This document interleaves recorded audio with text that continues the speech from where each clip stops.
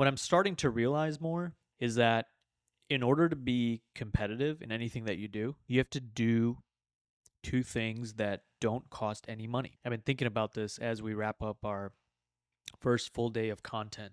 Being responsive and following up. I think those two things don't cost any money to do correctly. And I know some people say, well, you don't want to make yourself too accessible by responding too quickly. But I think that's BS, because if you want to be successful in the stuff that you do, you want to attract customers that spend money with you want to have repeat business, you want to become a center of influence where people refer introductions into you, and you reciprocate that, and you also intro people to those that are in your network. Being responsive and getting back to people is like the bare minimum for you to be successful in anything that you do.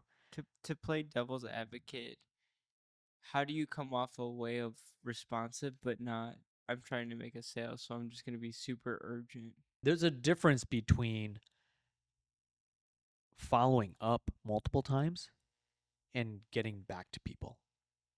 Following up with people is checking in and sending multiple messages to which you're not getting a response back.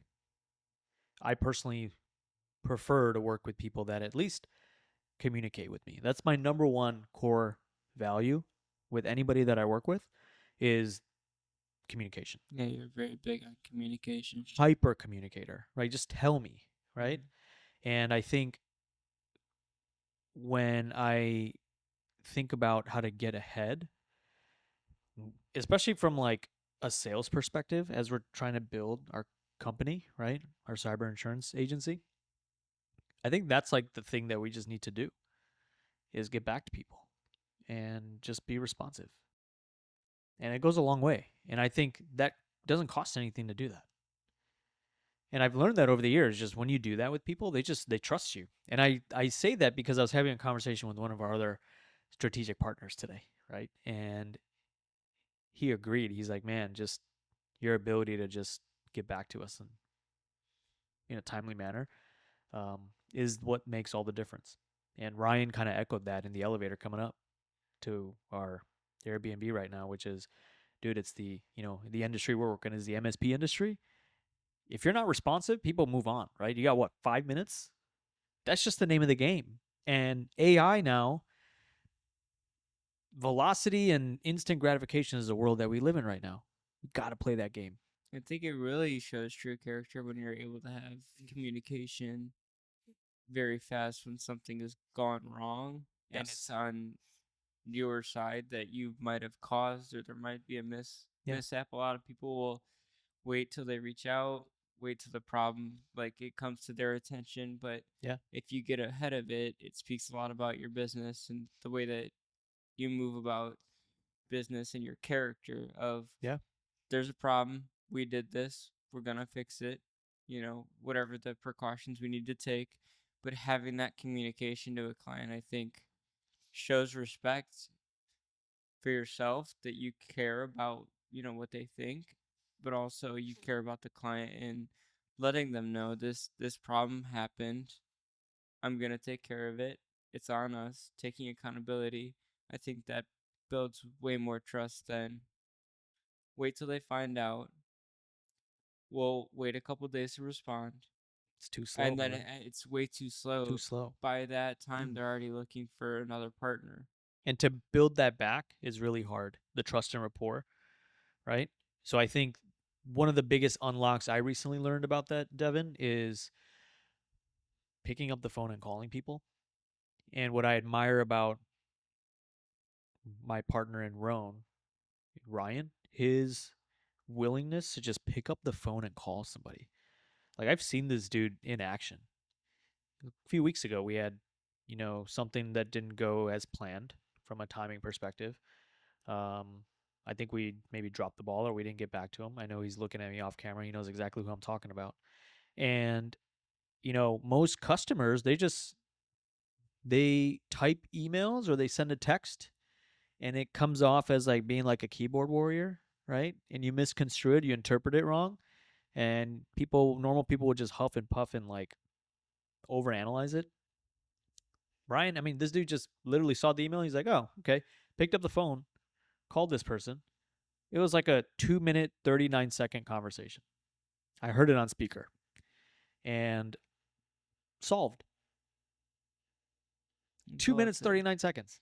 That leads into phone call. That leads into the issue of like not prolonging when there are decisions and choices you have to make. You are spending more time worrying about making the decision than actually just making the decision and making it right. Like we were saying, you make the decision and then you make it right. I 100%. feel like Dan Sullivan, shout out. There's so many times where you're like trying to figure out the decision, or you're not wanting to do it when you could have. Recently, what I've been learning is just make the decision. Don't spend a day, 2 days trying to figure out all the which ways it can go. You know, you can make calculated decisions and have calculated results, but it might not always. Usually, it never goes that way.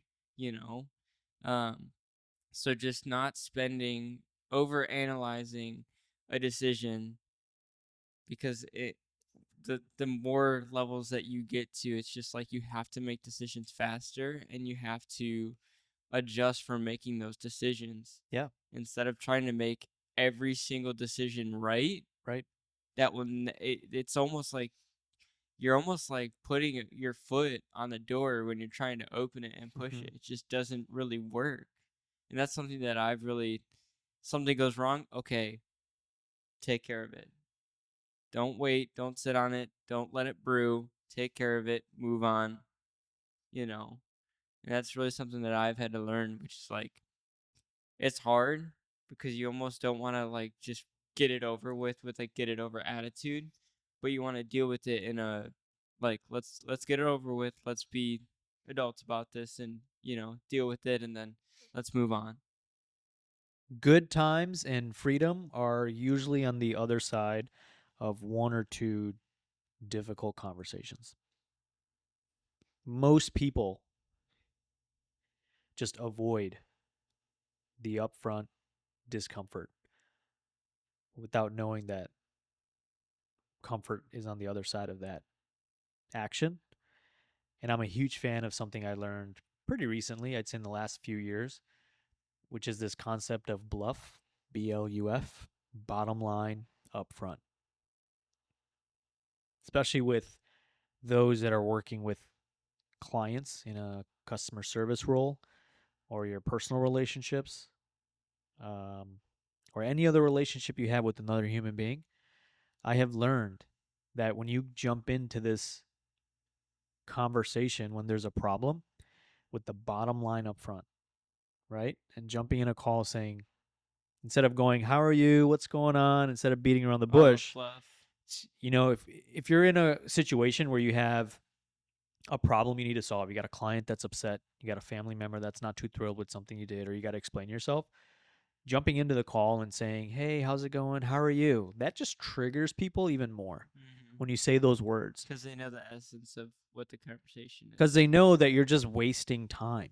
So what I've learned in my years of just having to manage customer relationships, as soon as you jump into a call, well, first off, if there's a problem reported via email or a text, rather than just firing back a response when you're emotional or maybe in a heightened state, pick up the phone and call.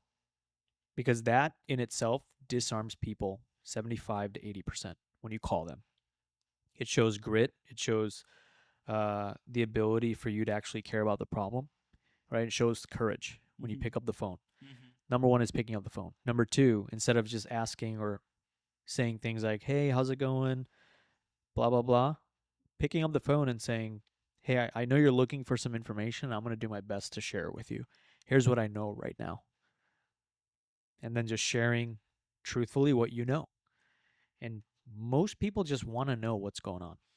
Why do you think it's so hard for people to do that? Because they're afraid. People just make things much worse in their head than is happening in reality.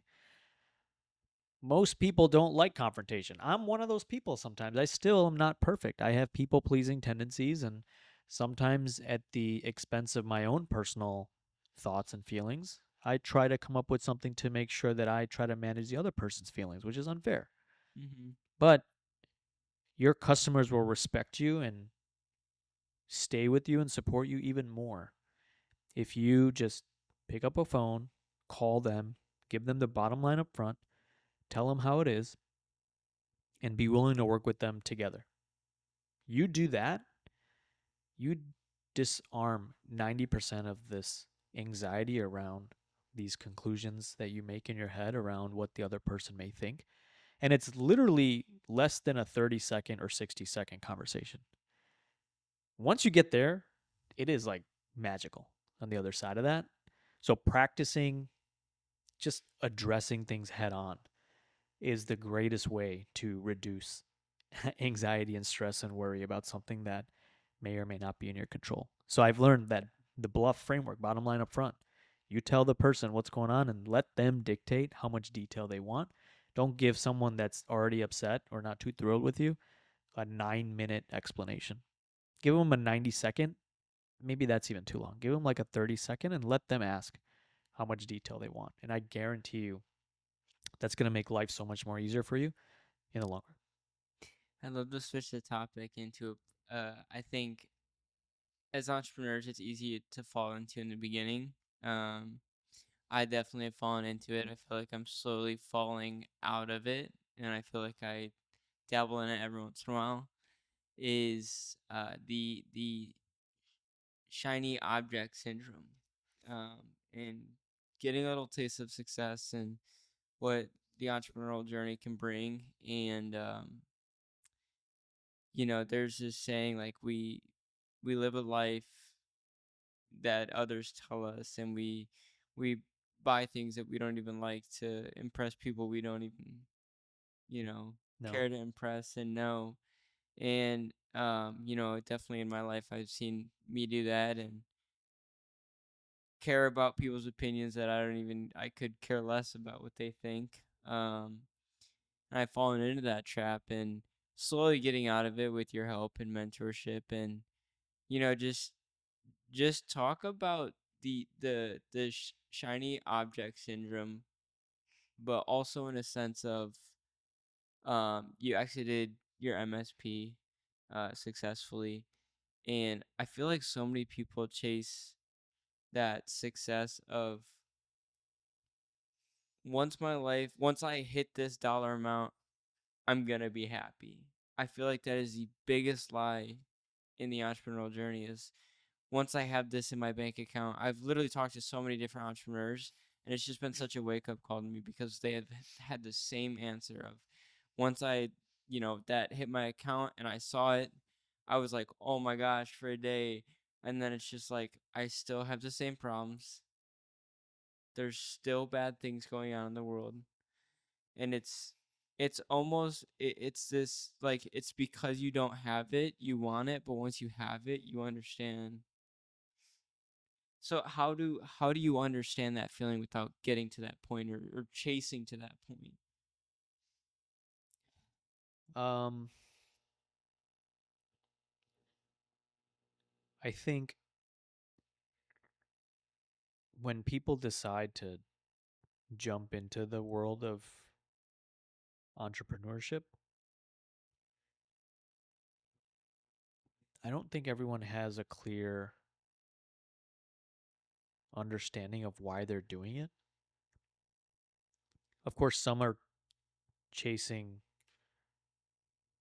titles and freedom, right? Like they want to be CEO or they want to control their destiny and their time. Very valid reason to do Mhm. entrepreneurship. Mhm. There are some that are in it purely for the money, for the financial freedom. Mhm. Very valid answer, also, Mhm. right? There are some that do it out of necessity because they can't work somewhere. Very valid reason. Mhm. And then there are some that I think glorify it, right? And I appreciate folks like Gary Vee and everyone else that builds in public and they show you what it's like to actually be an entrepreneur, but it gets glorified sometimes, Mhm. right? Like you see everyone on social media, they're showing you mainly their highlight reels. and you compare your daily life with people's highlight reels, what does that do to your self confidence? It shoots it. It shoots it down, right? So there's various reasons why people decide to jump into this path of entrepreneurship and business ownership. And regardless of what path you go down, ultimately, if you're successful, one of the outcomes of being a successful entrepreneur is monetary gain. Now, people of all types put different perspectives and preconceived notions around money.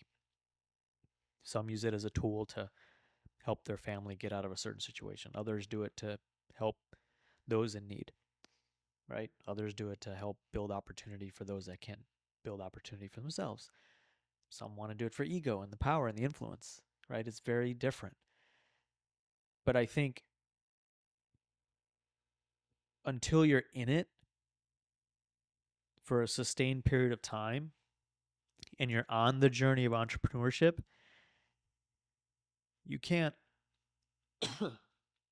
you can't begin to um, appreciate the level of work it takes to get to a certain outcome.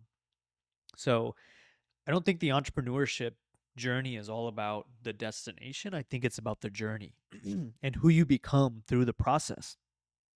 Of course, the end result is some monetary gain or some achievement, right? So whenever you heard people say, yeah, you're happy for a day, and then you go back to reality, yeah, there's still problems in the world. You still have sick family members if that's what you started with. You may still have aches and pains. You may still have problems, right? So money doesn't solve for that. It definitely gives you the resources to make life suck less, for sure. But I'm a huge believer in like the things you own end up owning you, Oh, right? And that's like the so good. material items that you bring into your life, are you bringing those material items in life because you're trying to solve for some trauma or insecurity in your life? Or are you doing it because you want to show off and present a certain image of yourself to others, right? Are you doing it purely for the joy of having that achievement to say that you did something and you accomplished it? So I think, I always think about that. Like, if I was to, and one day, you know, God allows to the exchange of grind, for whatever that financial status may be, I still think about, well, am I wealthy in my character? Am I wealthy in the person that I'm building?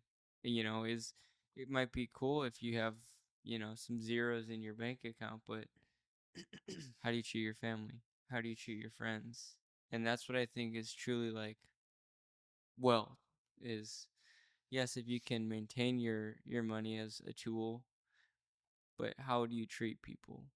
mhm, That's that I think in itself will amplify your wealth tenfold.